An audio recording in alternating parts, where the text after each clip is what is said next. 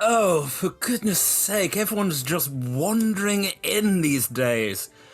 Terribly sorry, denizens of the multiverse, you caught me on my little holly bobbles here with my massive door. Well, I guess we're doing this. May I be the first to introduce you here to Talking is a Free Action, a weekly show in which we, the ever so charming question masters, we scoop up denizens of, well, Faerun and indeed the multiverse, and we put them through our dungeon, our little, for me, labyrinth of lore, in order to find out secrets and answers to the great questions of life. I can promise you there's nothing ulterior going on here. We just love to win a pub quiz, that's all. Anyway, I once the Question Lord Triumphant, now reduced to a charming Poppet here on his holiday. And this is my labyrinth, but in front of me I see someone scooped from not so much the material plane, but a place known as the Boneyard, and indeed taken from an alternate Faerun. A version of Jorgie joins me here. Hello, young Jorgie. How the devil are you doing? Yeah, I'm all right. Sorry, is this another one of them timekeeper things? Yeah, well, a little bit. I understand you were about to travel, possibly. Let me check. Oh, to the Fae, and I just sort of diverted you, and you ended up landing here. I mean, I meant to get you when I came back, but I'm on holiday time. I'm on island time. I'm more than happy to work with you here in the labyrinth. Now, folks at home watching, quick note, Jorgie, you are being observed at all times. Don't worry about it. I know, and you know, that it's not just Jorgie here. There is a higher being, one known as Shaun. Now, Jorgie, if you ever should feel a bit overtaken by circumstances, then simply cry out, "Talking is a free action," and I might be able to speak to Shaun, and we can put the world to right. Now, actually, before we begin, any little questions, Jorgie, before we really get into it? Yeah, can I get a water? Oh, absolutely. Tepid? Any other kind? With a click of his hand, tepid, a cup in like a wooden cup. It's this is the cup of a carpenter. This is a very basic. Do you want to drink it? Oh yeah, that was the intention. Oh well, of course, no. I just rather. I mean, there might be an achievement for walking around holding a cup the entire time, but no. Feel free to. You quench your thirst. I'm just going to finish the preamble, and we'll get right to it. So, folks, before this game begins, let me explain. We are very grateful to our sponsors and supporters, Phoenix Dice, Idle Champions, and Elderwood Academy are now a special place in our heart for the D20 Club. They provide us a wiki, they provide us a Discord, and they, for one of their local currency, they keep the lights on. Quick check-in, Jorgie, how's the water? Oh yeah, it's lukewarm. Perfect. That's what... Whatever warm Luke is. I think you'll find this is Luke.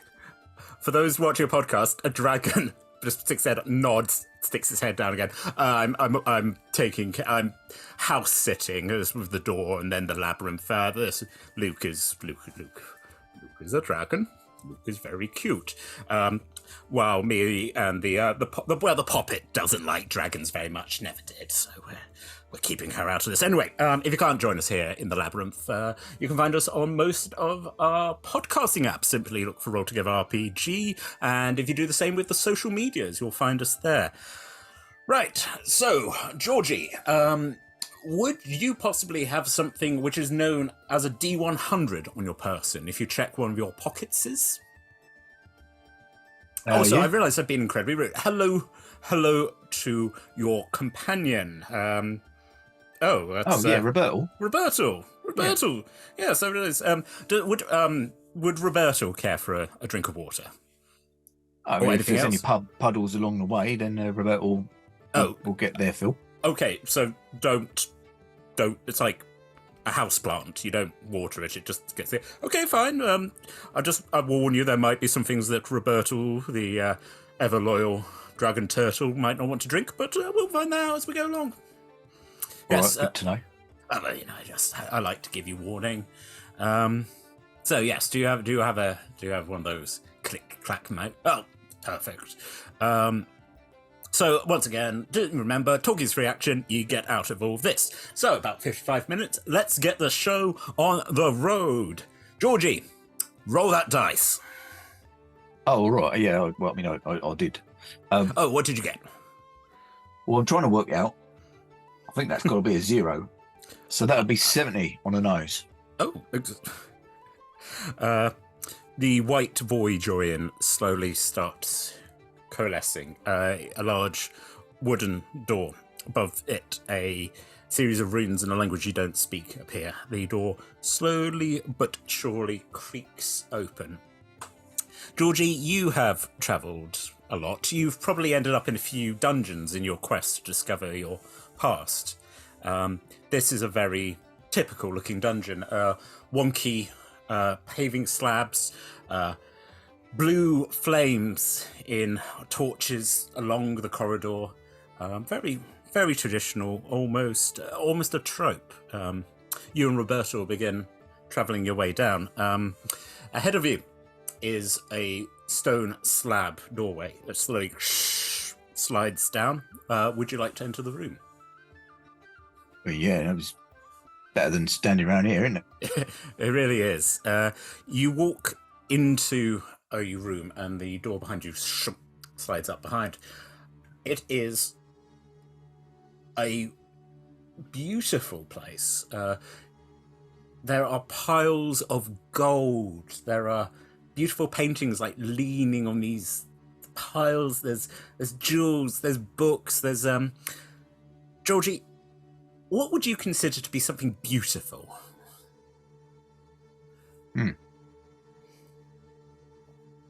Probably a garden. A garden, a nice.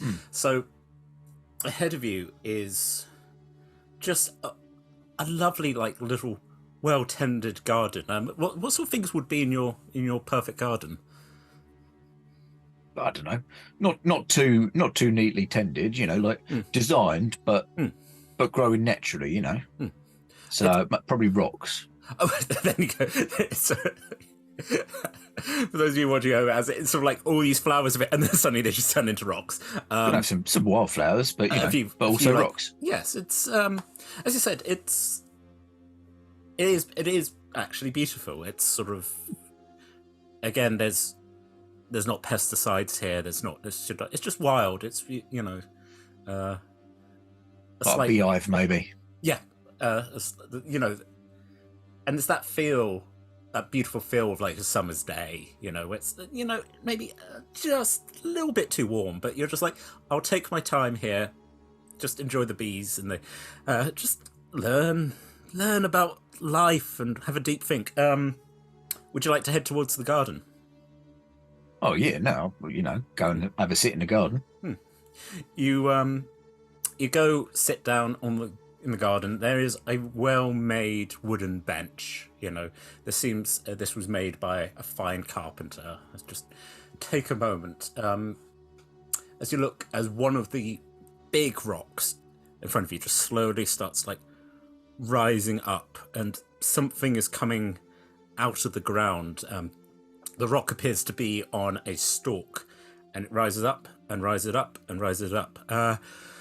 Jorgie, you have been informed that beauty is in the eye of the beholder, and considering I'm playing with Shaun, an excellent pun here as a beholder slowly rises up and is like, "Oh, what has happened? Why are you sitting in my beautiful garden, strange creature? What is it that you want?" Well, if I'm being honest with you, I wanted to sit in a beautiful garden. That's what gardens is for, isn't it? It is what the garden is for, but the garden is for me to sit in and to admire the bees. I did not invite you and your little friend. You also didn't exclude me. There's no sign saying, no Georgies and no Robertals. Well, I fear that if you start by that logic, I'll have to make signs for everybody. And that could take a very long time indeed. Like Just- sort of, yeah. Just do the ones that is most likely then. You can cover us, and then I don't know. There's these people with these like silver keys. They're probably fairly likely to turn up. Yes, they do seem like the sort who would just wander into a garden. I think they're all called gatecrasher actually. So you could actually kill quite a few birds with one stone. Yeah? Oh, yes. No Jorgies, no Robertos, no gatecrashers. That should cover quite a few. Yes. Yeah, at least 12. Oh.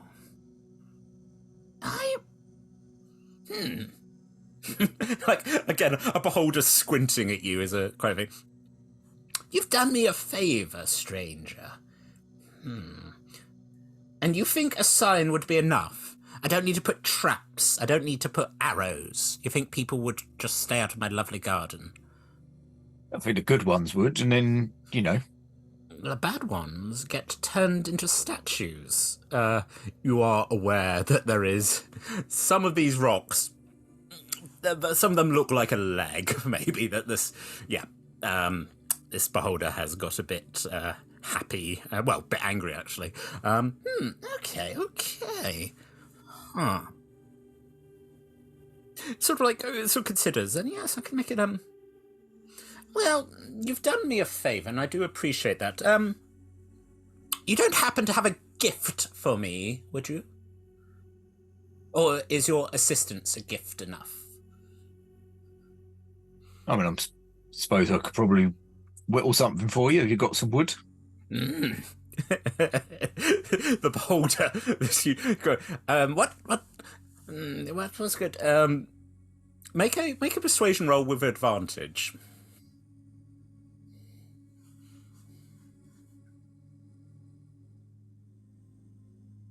That's only a 12.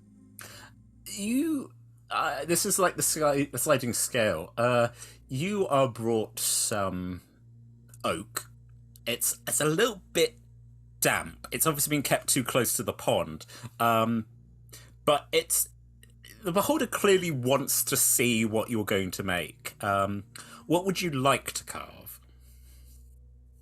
I would like to carve, because I think we decided that there was a beehive there, so Yes, I'd like to carve like a little ledge that it's mostly flat, but it's got like some carved bees on it. But it's like a little ledge that the bees could land on before sending into the hive. A bee holder, as you wish.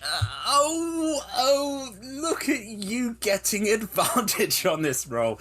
I would say, do you want to say sleight of hand, but add your proficiency? Do you have proficiency with carpenter's tools, I assume? Yeah, I think I'm pretty certain that It seems to have carried across the multiverse. It's a consistency, yeah. I taught it at the orphanage. Oh, yeah. Advantage, you said? Yes. And add proficiency, yes. Well, I will definitely be getting the first roll. That would be an 18. Lovely. How much whistling do you think Jorgie does just in life in general? I think that Jorgie probably does quite a lot. Like it's something that he can just sit down. Like if there's just a twig, something. If he's got a bit of time, he will just sit there and just carve something. Yes, I think Jorgie, this doesn't take like a ton of you don't have to think about it. It's just it's in your hands, and again, you had the vision of the beholder, and before you're just holding this beautiful ledge with your hand, and the beholder is like, it's rather good. It's very sort of like it's the beholder levitates out of your hand, moves over to the hive, and as you watch as the chubby little bees move, and then they seem very. The beholder's like, you seem to have pleased the bees, and as another piece of wood floats over, and in very bad painted handwriting, it's like, no Jorgies, no Robertals, no gatecrashers. And look, there, marvellous. Well, you've given me a thing of beauty, and I shall give you the most beautiful thing of all, a chance to fully admire me. The beholder rises up, slowly pivots. You look at it. That suddenly is a beholder. Flows back down. Well done, well done, well done. And then Yeah, gorgeous. Oh, you, such a charmer, and so correct. The beholder takes off and starts floating over the little pond and away. The Poppet appears next to you. That's very well done, and you've got to use your carpentry skills. Very, very impressive. I think I picked up you learnt in the orphanage. Yeah. Yeah. Yeah, I mean, I only stayed at the orphanage as long as I had to, and then as soon as I was legally allowed to leave, I did. And went off to discover yourself. Yeah, left the city. Yes. Nothing for me in Waterdeep. No, there's nothing in Waterdeep at all. And now you're, after all these years, your adventures bring you here. This is looks around. This is a beautiful place, Jorgie. This is kind of what you got very high. Was it passive? No, it's your perception that's incredibly high, isn't it? Mm-hmm. Oh, what is your passive insight like? Passive insight, I think, is passing average. I think that's fair. I think we can also say, because Georgie's observant, you can sort of from what you're working out about this place, where you're like, you've moved this person, where you're like, oh, this is actually, he wasn't expecting this, and it is just that sort of, I said, the heat and the smell and the buzz of the bees. This is just very, very lovely. And yes, congratulations to you, Jorgie. If you would be so kind as to roll that dice, and we can keep on keeping on. Yeah, we better get on, because the signs are precluding us now. Yes, well, quite. 34. 34. Click clack. The path leads you down. So you start walking down the path. I'll probably write Roberto, actually. Just you get that's perfect. That's just I think it's a leisurely stroll. I said it's just beautiful heat. Actually, rather unusually, you don't go through another door. You sort of just keep following the path down, and eventually you arrive at a river. And I am delighted to say that in front of you there is a rowboat, and next to it there is a wolf, a goat, and a cabbage. And on the other side, you see a woman in a large straw hat going, "Hello, hello there, hi." You're all right, yeah. Oh dear. I'm having awful trouble. I need to be able to get both my wolf, my pet wolf, my best friend the goat, and my prize-winning cabbage to the other side. But the problem is that I think you could get in the boat, but you could only fit one of these things in at the same time. As you realise, this cabbage is huge. Or maybe the goat and the wolf are very small. Yeah, well, I need you, if you could bring them across to me. But then the problem is, if you leave the goat with the cabbage will be eaten. And if you leave the wolf with the goat, then, well, I fear that the goat will be eaten. So, would you be ever so kind as to ferry them across the river, please?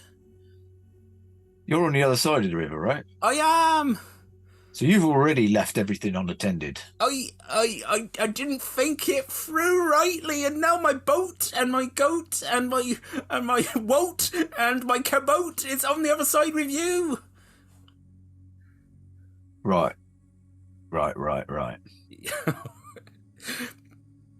Folks, I love Jorgie, because Jorgie just does take no nonsense, and it's like, right. Yep. The Poppet just floating next to you is like, it's a classic, Jorgie. How do you think you can solve this? I mean, here's the awkward thing. I know how to solve this, but I don't know whether Jorgie would know how to solve this, so I would probably like to roll some sort of check. That's fine.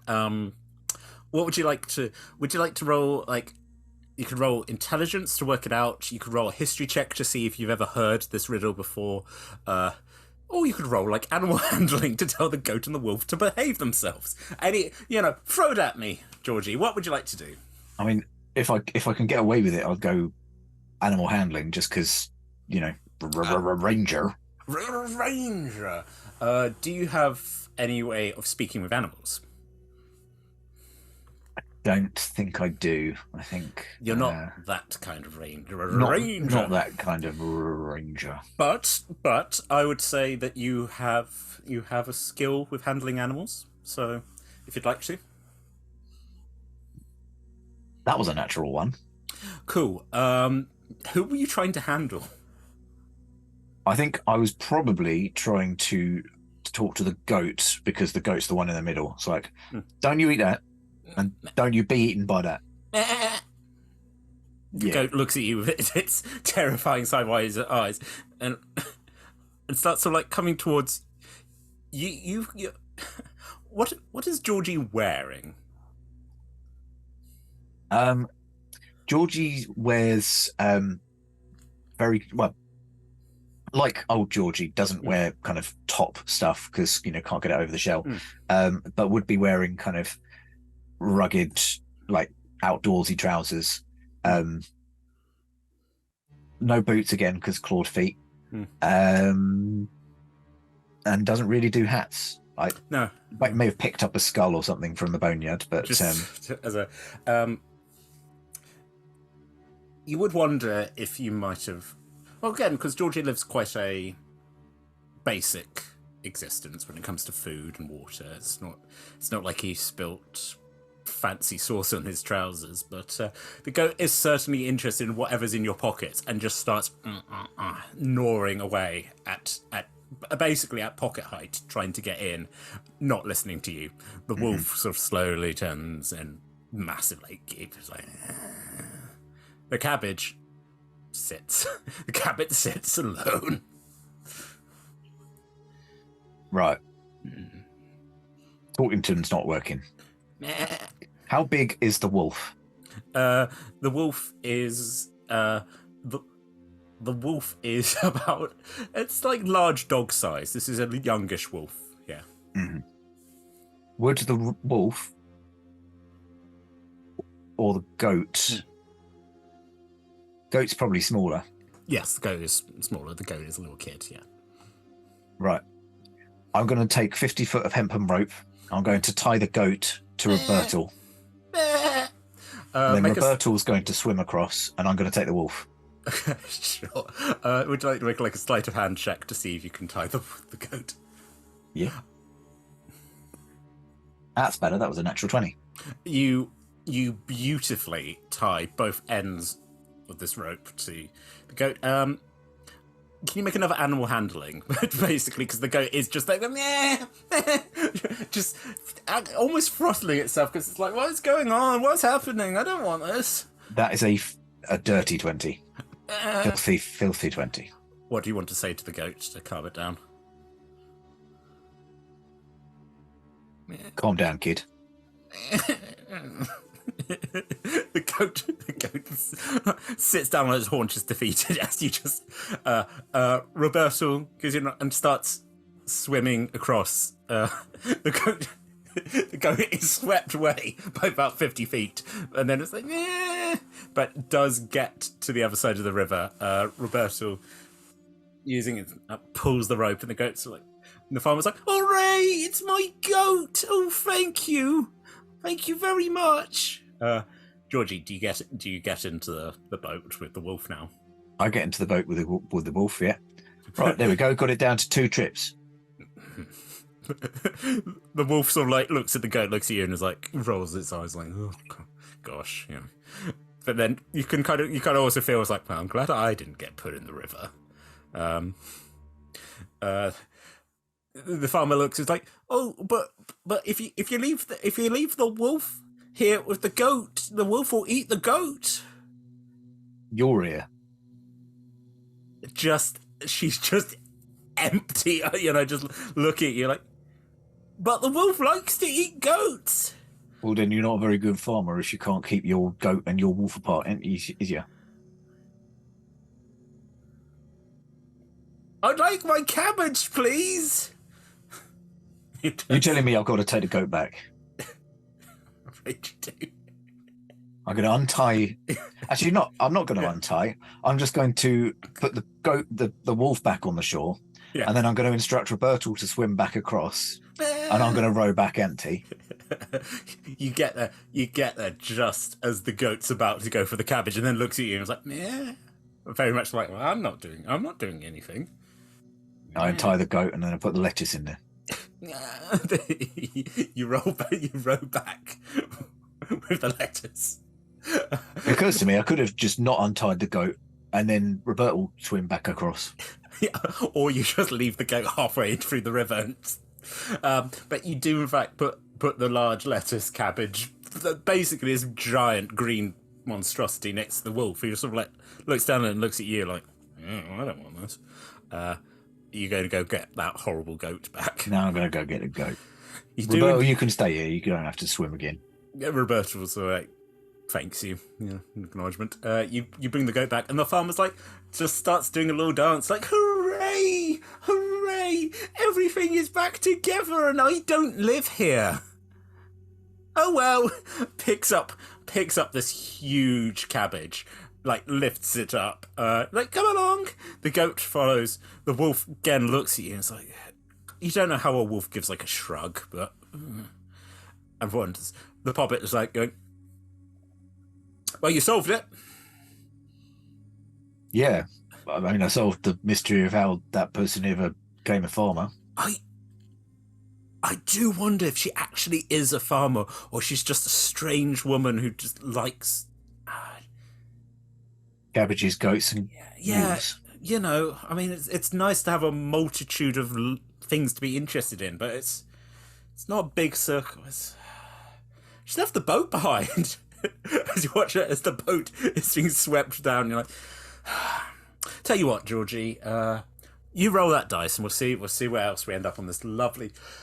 I think I left me a glass of water on the other side. No. Oh, hold on.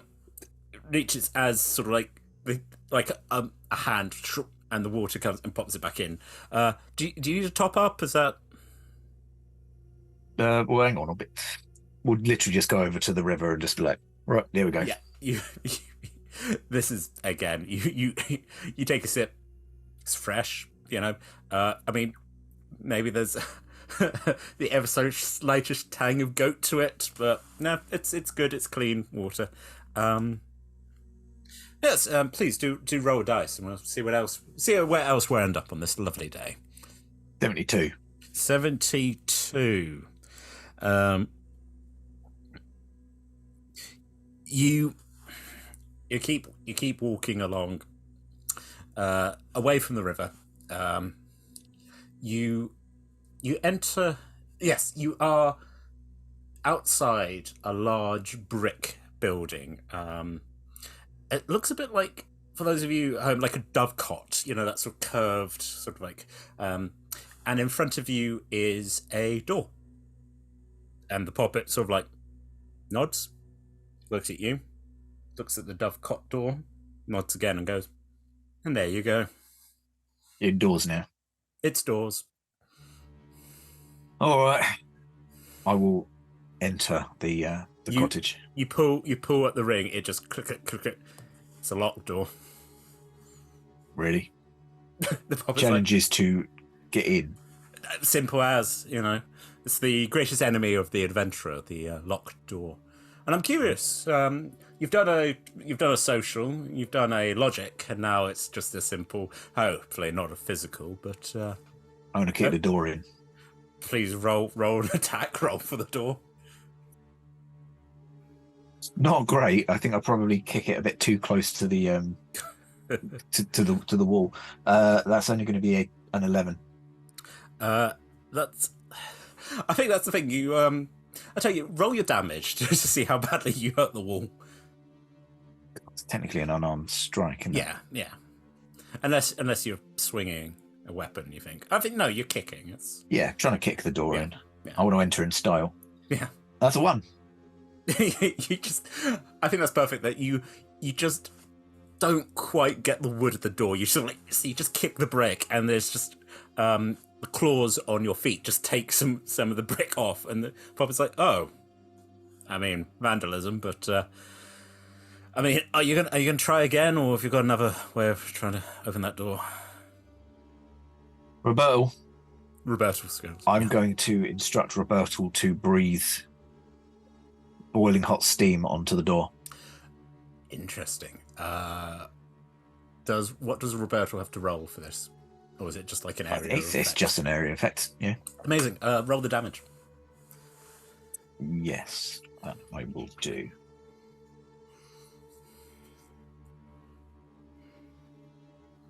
That is 8. Hot steam just blasts this door. You watch as the wood, which was never of great quality, starts sort of buckling. It's damp and it's hot now.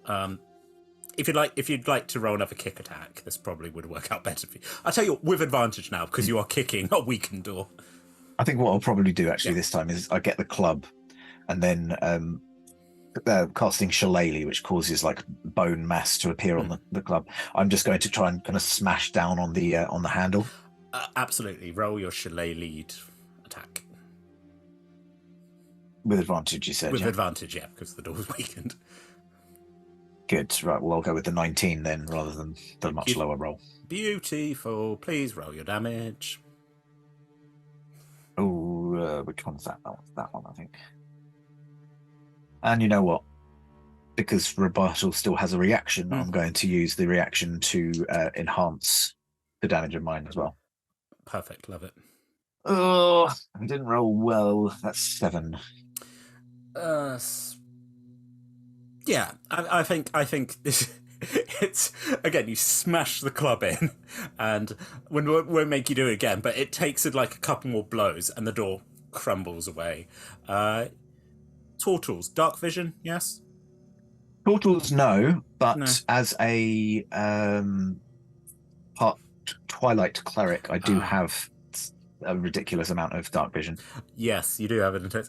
Can you roll a dice again? Roll that dice. Let's find out what's in this dovecot. D20. D100s. Okay. D100. Okay. 94. 94. As you sort of you peer into the circular brick building. It's kind of odd because it almost feels like you've gone to again like you came in and you're like, oh, this is going to be like a dungeon, and then it became this sort of summertime thing. This does look like a dungeon again. As you walk in, there is a bit like what I'm trying to explain is like when you walked into what was the garden, you were in a room full of like gold and treasure, and then you walked into this. It's like you've walked out the other side. You're back in a room full of like gold and treasure, and it's slightly different, but there's the same sort of vibe. You still sort of you feel that this might be a hoard. Indeed. What would you like to do? You're surrounded by gold and treasure and jewels. Well, a hoard implies potentially dragons. Mm-hmm. And as a Drake Warden, I'm not too worried about dragons. I can speak Draconic. Would you like to say something in Draconic? Yeah, I'll just kind of go. Hello, it's I'm Jorgie. I'm here. I'm on an adventure. I'm not particularly seeking treasure, but you know, you're around. A dragon's head peers at Nick's gold. Very small dragon, like almost like a wormling. It's like, hello. You're right. Yeah, good. Welcome to the Horde. Hello. Did we meet earlier? Is it Luke? Yeah. Yeah. It's me. It's Luke. Hello. Oh, good to see you. Again. Good to see you. Good to see you, Jorgie. No, you're doing great, Luke. Yeah, thank you. Are you here to rob me? Not really.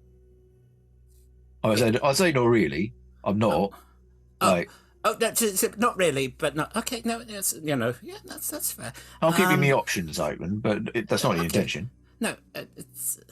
I mean, technically, this is the treasure of my parents, and I am taking care of it along with my good friend the Poppet. The Poppet's are like, hello. You might remember me from the rest of the dungeon. Yes. Well, I'll be honest. I'll be honest with you, Georgie. Normally, people try and rob the dragon, but Luke sort of looks down and goes, "Is your dragon turtle friendly?" Yeah, very friendly. Sort of like again that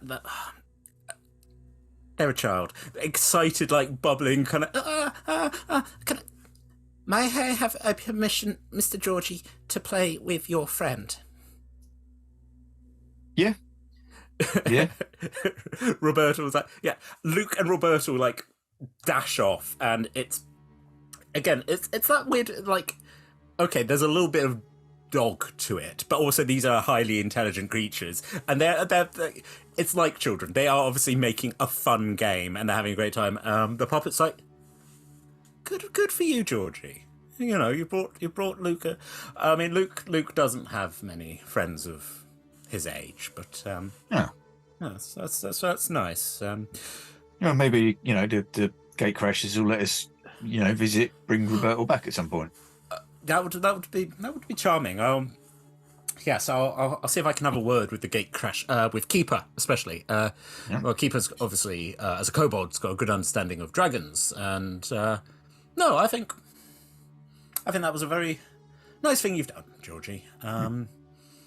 I think if it's okay with you, we'll just let those two have a little bit of a play, and I might simply just say talking is a free action. Seems like a good idea. Wibbly wobbly, wibbly wobbly. Hello to Shaun. Hello, Tom.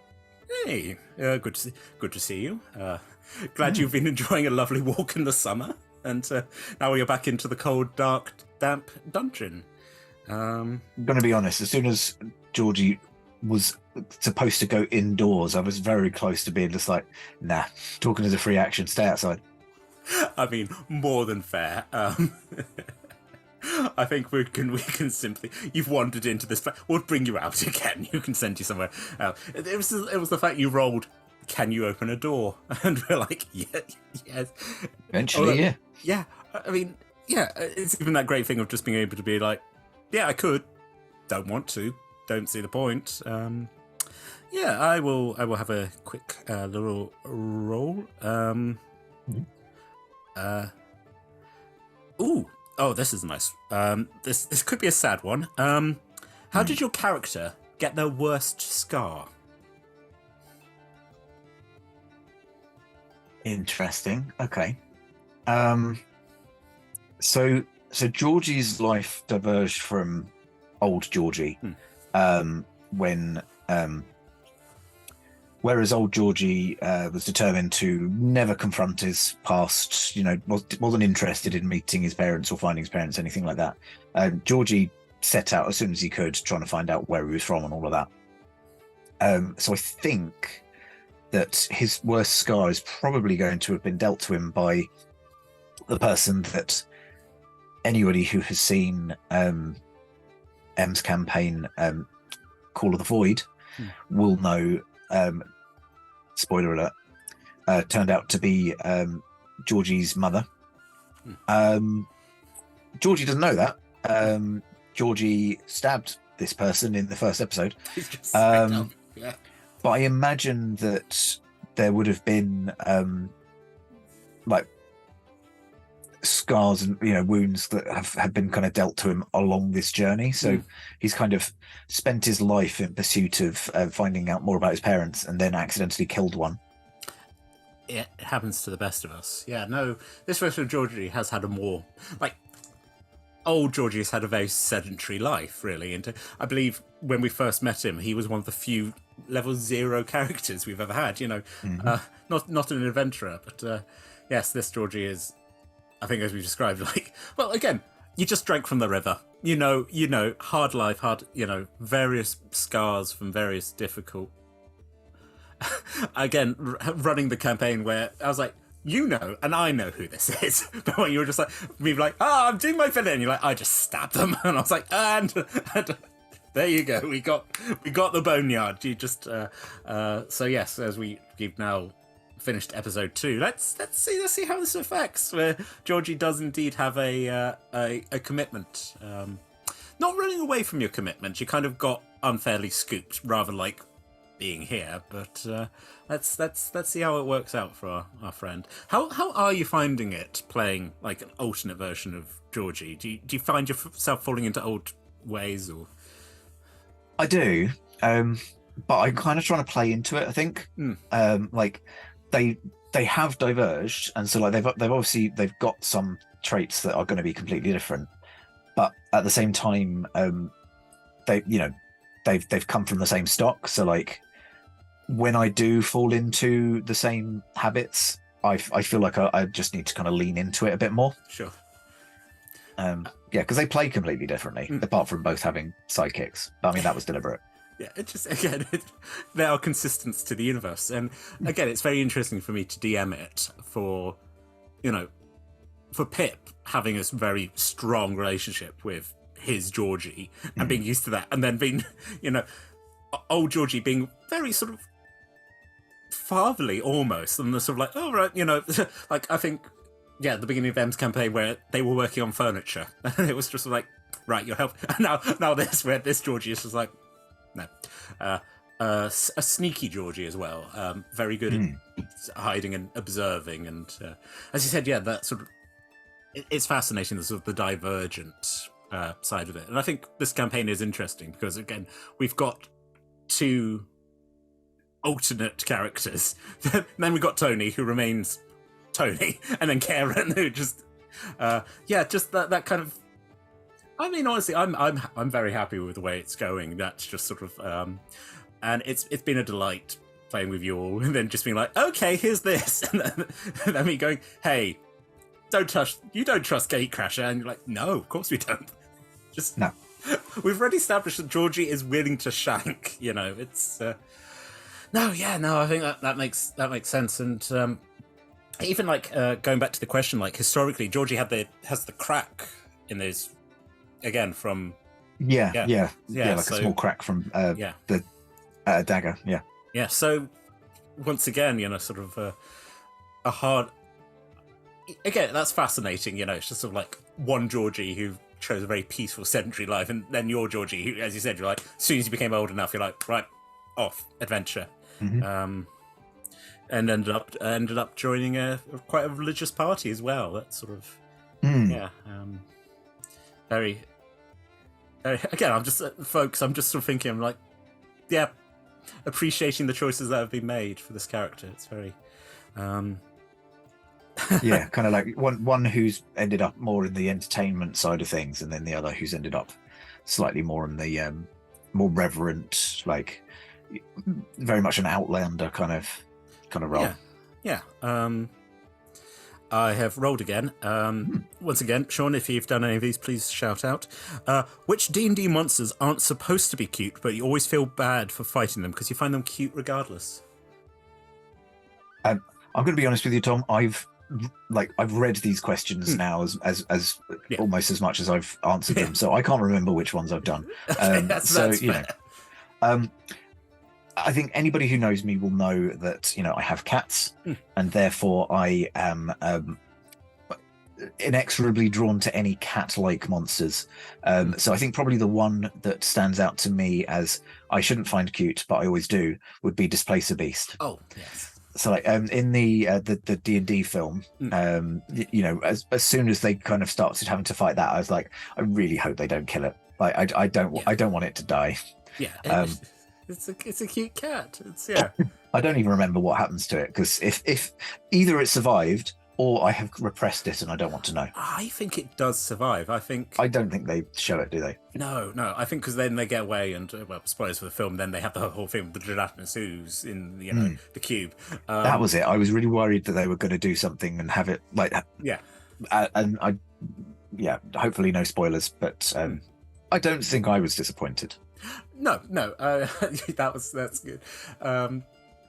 And again, I honestly, I really enjoyed that movie, and that again, I think like a lot of people coming into, sort of like, it's quite sweet because on sort of Facebook groups who are Terry Pratchett fans, and they're like, oh, they've put a reference to the luggage in, and you're like, no, it's the mimic, but it's mute. I think, yeah, I think Pratchett was inspired. You're like, yeah, you know what? Yes, it's a reference. It's a reference to our favorite piece of luggage. Yeah.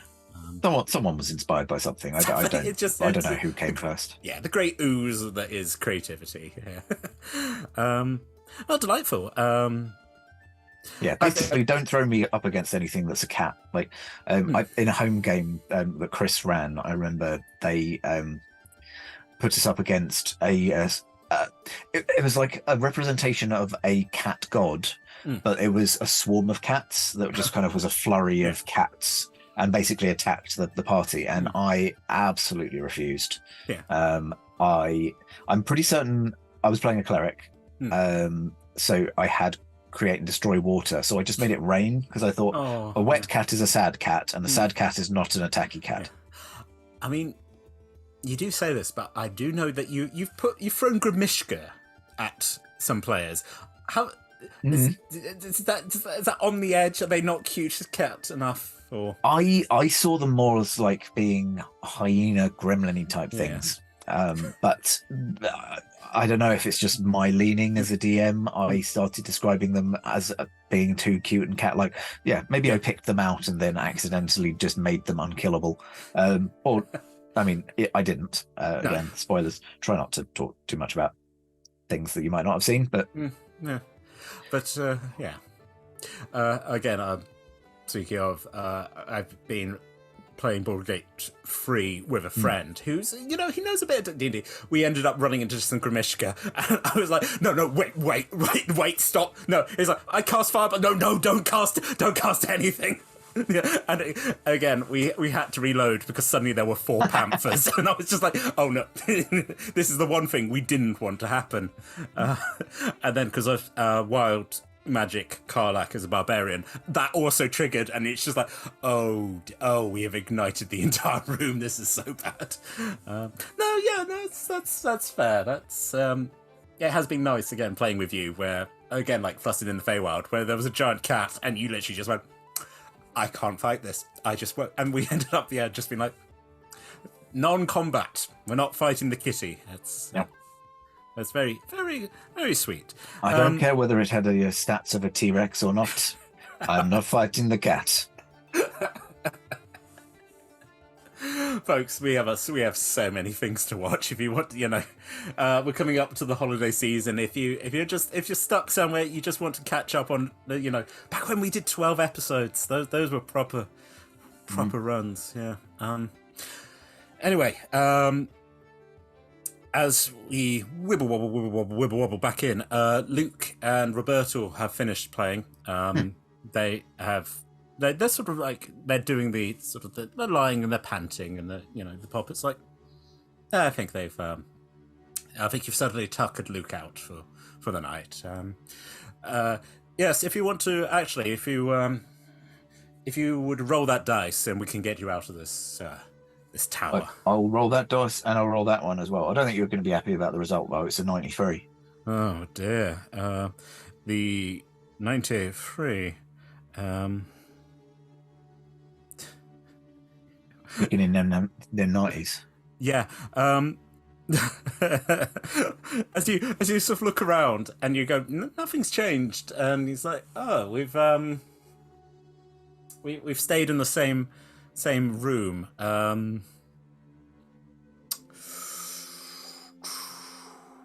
I tell you what, that's if you had to pick a number between 1 and 100, what's a fun number for you? 24. 24, you say? Yeah.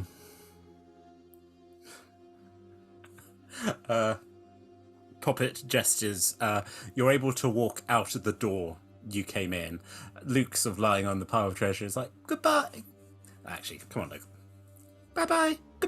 Goodbye, friends. And have a good one, Luke. Thank you, Mr. Jorgie.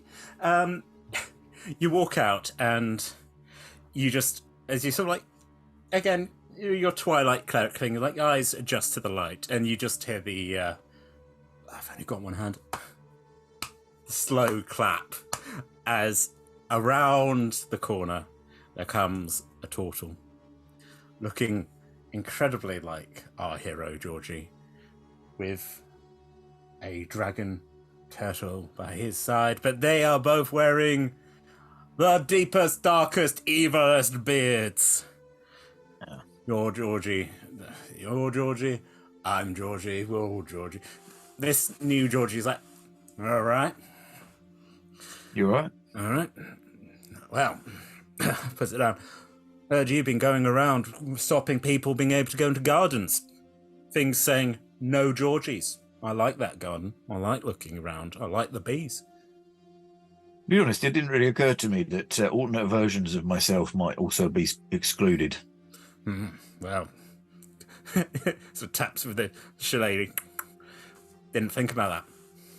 Because you and me, we've got trouble.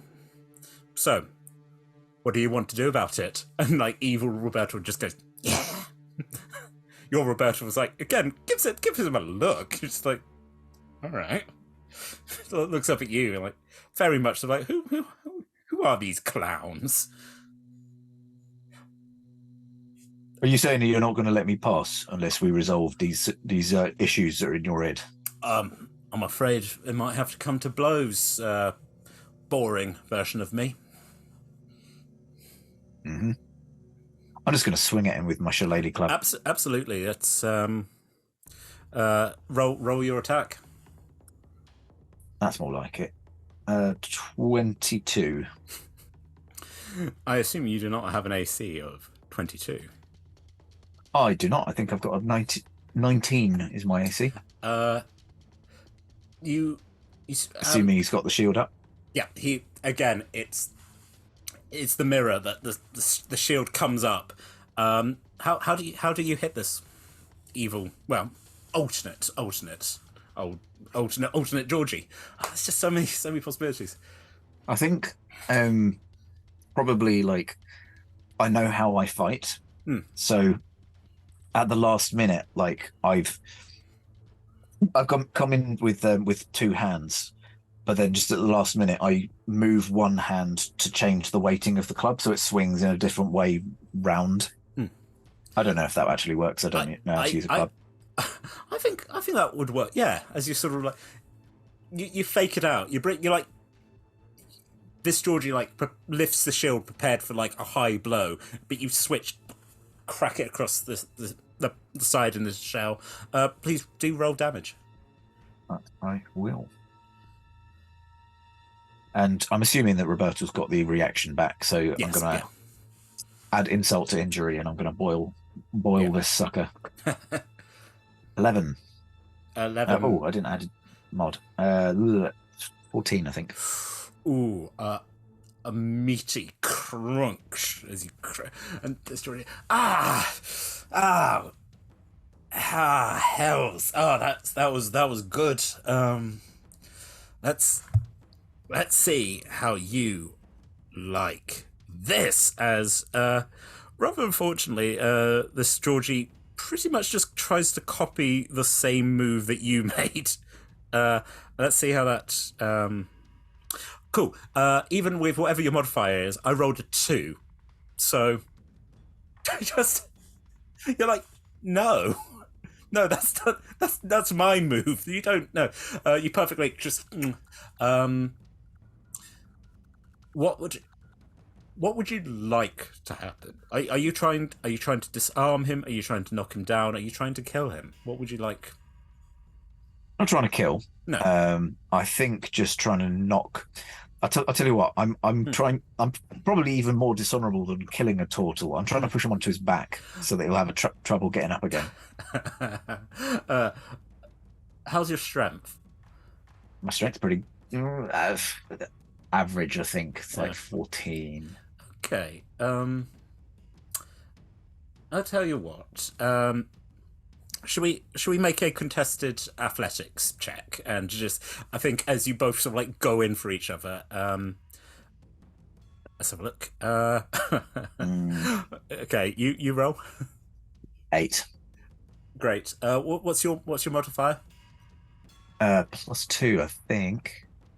Yeah.